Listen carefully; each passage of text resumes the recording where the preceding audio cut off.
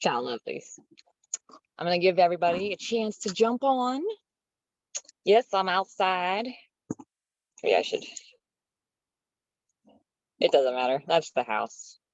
That's the house. I can get closer though, can't I? Well, hello. How are you? I almost have sunglasses on because it's bright out here. Well,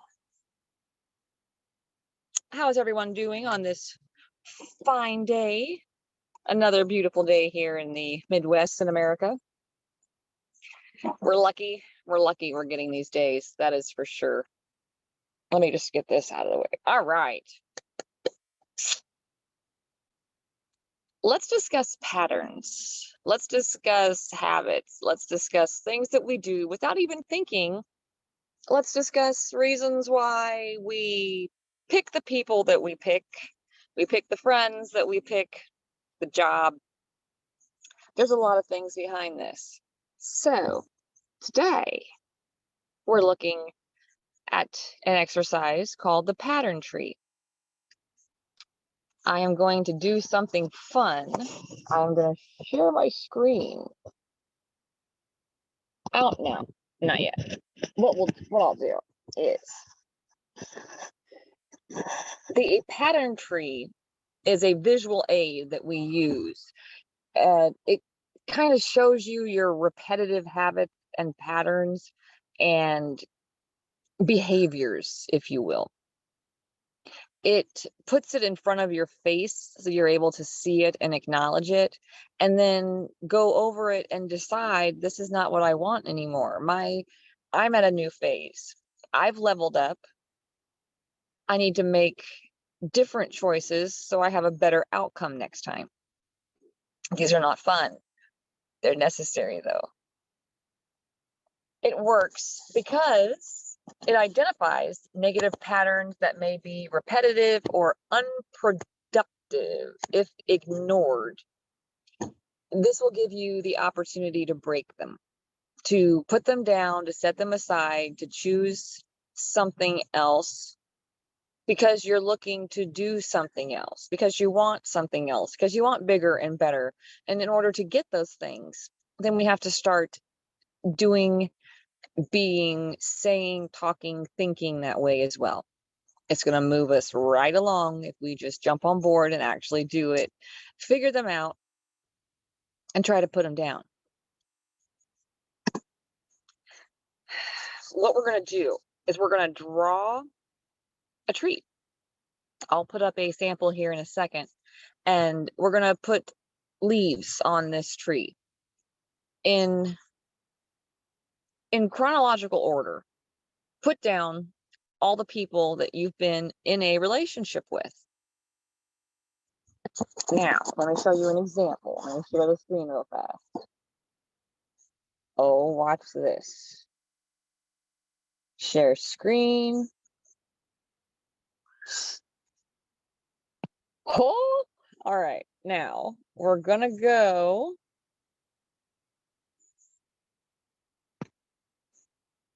to photos. We're going to go down here. Monday. There we are. Here we go. Oops. Now, you will see the sample pattern tree. On here, we have Andrew, Bruce, Matt, and Peter. What can you tell me about your relationship with the people that you write down? Do you have an idea of what these things look like at the beginning? Do you know what their similarities are? Have you sat down and said, oh my gosh, 3 out of 4 of these are the exact same kind of person? Why am I attracting that? And a lot of time you're attracting it because you think that that is you. The way that you think about yourself really does shake things up a little bit and give you a little insight. How did you treat one compared to the other? Were you willing to do things for one that you weren't willing to do for the others? That's what I found in my life. So, as you look at this tree, start adding leaves to each of the circles. Start writing a list of similarities. Start writing a list of things that you guys had in common. One of my favorite examples is the partner I was just with who's recently passed. Because I had an addiction to cigarettes, I considered myself a drug addict. So I attracted a drug addict. It's funny how that works, isn't it? All right. So each person sit down and see what this looks like. Sit down and decide what you think of yourself and who you're going to attract to yourself. And as you look at these little bitty things that are going to pop up, like I said, because of my addiction to cigarettes, I considered myself a drug addict. So that's who I attracted to me. I also consider myself a lot of other things, which that person was. But our biggest problem was my thought. And that was my thing. So let's see if we can't get you doing something different.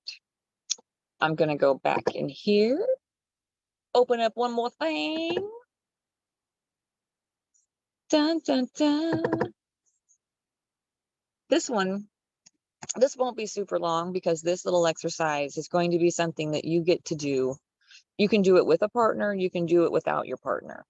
You can do it basically anywhere. You don't have to sit down and do it all at one time. But if you can sit down and focus for like 15, 20 minutes, you should be able to get a bunch out on paper. Put it down, let it process, put it on the back burner, and then come back to it in a day or two. See what you want to add. What did you forget? Did you miss something?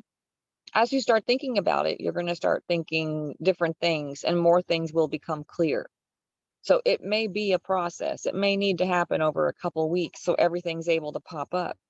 Because as you think about your relationships, you may start saying, I I really wasn't willing to compromise with them at all. I kind of felt like I was right in the relationship and they were just so off base that it wasn't worth the effort.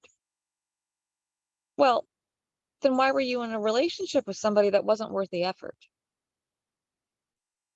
Let's just look at little things. Let's see what we can do with them.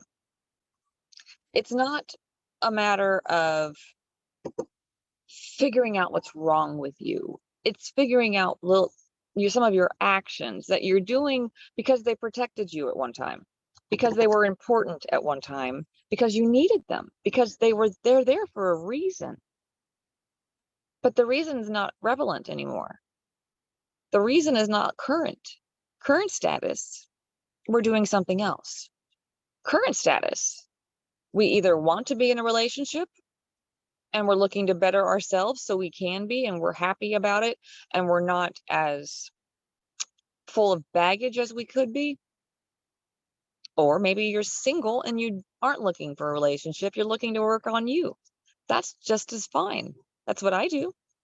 If I'm not in a relationship, I spend my time working on me, figuring out what I did with them that I could do better in the next one. And every relationship I've gotten in has been a super experiment, an experience, or, well, most of them have just been fun. I've only had like three out of 10 that were a little on the much side. So it's not a matter of how long it lasts and all these other things. If it was just for a summer, that's fine. Think about why that was so much fun for that short of time. Was it because there was no responsibilities? Because was it because you didn't have to worry about the future because you knew there wouldn't be a future? Were you able to just enjoy the moment because there was nothing else? Look at each person. How did each one make you feel? What did they do for you? What didn't they do for you? Are there similarities there? Look at the similarities between yourself and the ex-partner. Look at the similarities between yourself and some of your friends. Maybe your friend group needs to level up because you have. That's normal. That happens. FYI, don't be scared of that. Don't be scared of it. Bong, bong, bong. All right, so the pattern tree. This one is a favorite because I feel like it does so much for you and it allows you to actually sit down and look at it right in front of your face, all the things together, so you can put them on top of each other and do some comparison and figure out what you need to do different, what you need to keep doing, what your strengths are, weaknesses are. Maybe you need to not be in a relationship. Maybe you need to heal the last one before you get into the next one. Maybe you don't. Let's see what the pattern that pops up, and then we'll chat about it then. Learning how to change negative patterns into positive ones and breaking them when necessary is a part of being self-aware. It is a part of being mature enough to know that you're not perfect, that you're human, and you will never be so. This journey that we're on, excuse me, this journey that we're on is going to last forever. There's not one point of it that's going to end. That's all right. That just means that when you meet somebody else, you know they're a work in progress. You know that they're not perfect. You can already assume they're going to hurt you at some point. They're going to make you mad. They're going to make you crazy. They're going to make you want to choke them. They're going to make you want to hug them. They're going to make you want to kiss them. They're going to make you just adore them on occasion and all the good stuff too. So even though we chat about the negative stuff, even though I'm bringing it up, and even though it's not the best fun, it's not, it's not the thing we want to do, it's the thing we need to do. This is what's missing. This part,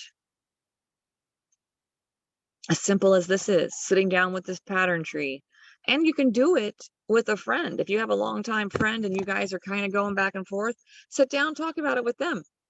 Sit down and do this exercise with them in it.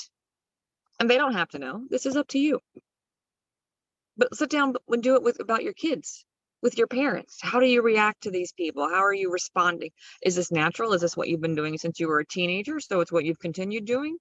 How old are you now? How do you need to be acting, responding, behaving, talking, thinking now? Lovelies, let's see what we can do with these habits. Let's get these things broken. Let's see if we can't knock them straight off the wall and out the door and out of our lives. Because once you are able to see them, they're not so bad. The dark, the shadow, the dark self, whatever you want to call it, our negative thoughts, all these bad things about us, they're not actually character flaws. It's trauma. It's things that have happened. It's ways we've been taught. It's ways that we've been shown that are just kind of inputted that we don't question. Well, let's question it. Let's question why you do these things. Let's question why you act the same way with these people every time. Let's see why you say these things to these people every time. Let's say why you're reactionary to 3 people, but not the rest of the world. Let's see what it is. In the meantime, I love your face. And I hope you have a magnificent week. So, lovelies, from my face to yours, I love you. Ciao.